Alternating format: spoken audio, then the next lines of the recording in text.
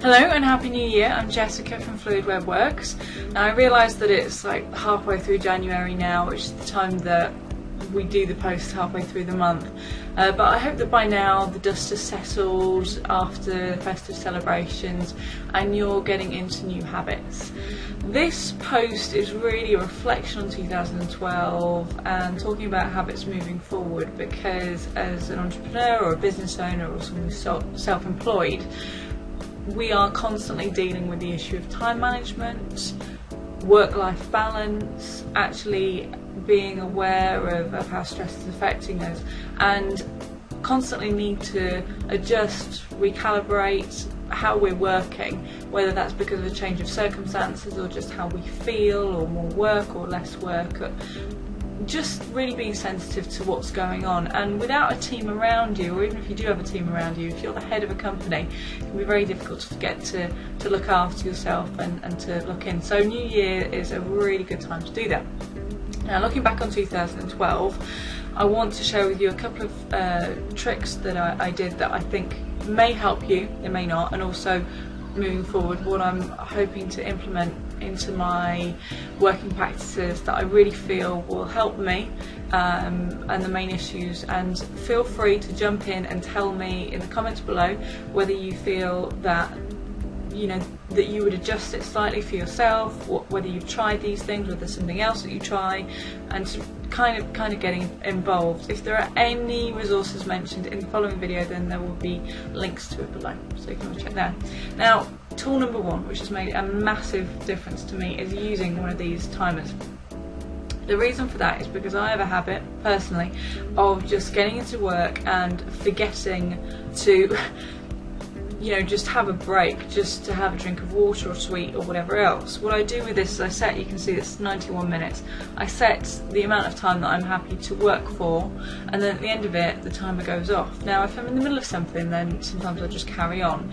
But it makes you very aware that, hang on, you've been working for 90 minutes without a break. Would it be so much of a big deal to just walk around the room, walk downstairs, walk back upstairs again, or pour yourself another drink, or go and speak to somebody, just to have that break and to think about something different? So that has really helped break up my day so that it's not just this big long chunk that I get to the end of and feel exhausted. Another thing that I've been doing is writing on a whiteboard next to me a list of things that I need to do for each day, and actually having it right there. It's right at the side here. I'm not going to show you because my handwriting's terrible. But having the practice of being able to cross off is so satisfying when you cross something off. It's brilliant to be able to do that, and because it's right there next to my face, if I don't do it, if I don't act on it, then it's kind of staring me down, literally, because it's up above me. So actually using that has been really, really helpful as well, and to have a variety of things. Now, moving forward, I have found that although this list has been brilliant to keep me in check, not all things on a list are made equal. They don't all take the same amount of time or effort, and I do often get to the end of the day thinking, well, I've only put 4 things on that list, why haven't I managed to finish it? And I feel bad about it, and I'm not brilliant at actually conceptually understanding time and how long something takes. So moving forward, what I'm planning to do is, and what I've begun to do, is to actually put in brackets after each task how long it's going to feasibly take, and then at the end of it to really ask, is this reasonable, or do I need to move it to another day? Now, the problem that I do have is that this is just one board, and that's just for one day. So I've gone and got a very simple diary here that you can see that you can write in, and you don't want something with a lot of space, because then you might be tempted to write quite a lot in for each day. But I can do the same thing. I've got room there to then put in the time, and then if I don't think that actually I'm going to be able to manage it today, then I can move it down to the next day or the next day, and I can plan several days ahead, because I might have tasks for too many days, so I won't be tempted to force it all onto one board just because I haven't got the next day set in. The other thing is actually something that an activity that I went through yesterday, which I would suggest if you want to do, it can be useful exercise for you, is to actually get real with how much time I have in the day. Because in reality, when you're starting off a business, then you have a lot of things that you might need to do to set it up. But then even once you're established, if you get an active Facebook following, for example, or an active website, or you have orders on your website, or you've got work that you have to do for a client every day, then that will take up a portion of your day, and it's non-negotiable time that you have to do, but you don't schedule in because you don't need to write that down, it's just something that you do. In reality, I maybe have 2 hours of work every day that I have to do just to keep everything moving, to keep the cogs going, and then I really do have about 2 hours, maybe an hour to 2 hours of things that just pop up. They just crop up, you don't know they're going to happen, and it's kind of fighting fire time.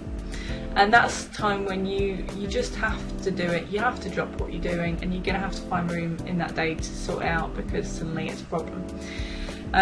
So then that only leaves maybe 4 hours in the day to get on with the projects and the things that you've actually listed.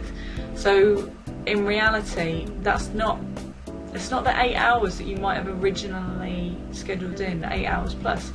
In addition to that, that's even if you're being controlled. The reality is, as a creative person, as somebody who maybe wants to grow their business, you kind of need a bit of, oh look, shiny time, which is just the time when you notice something that you think is really interesting and you'd like to kind of explore it further.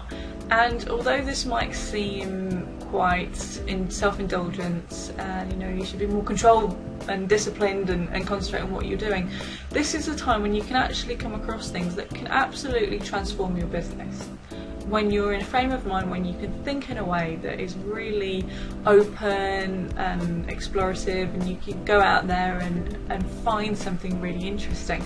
So to stifle that by thinking, well, no, I haven't scheduled in this time, could really be potentially limiting and damaging your business. But also I think it's healthy for your mind to have that time. So if you can allow yourself a little bit of look shiny time, then that is also very helpful. So those are the practices, what I've been using in the previous year has worked for me, and what I'm planning to do moving forward. If you have any time management tips or tools that you'd like to suggest, anything that's really worked for you and habits that you're wanting to implement, then please share it, and I look forward to seeing what you come back with. And I'll see you next time when there will be a more instructional video, something that will actually show you how to do things rather than this kind of vlog style thing. So see you soon.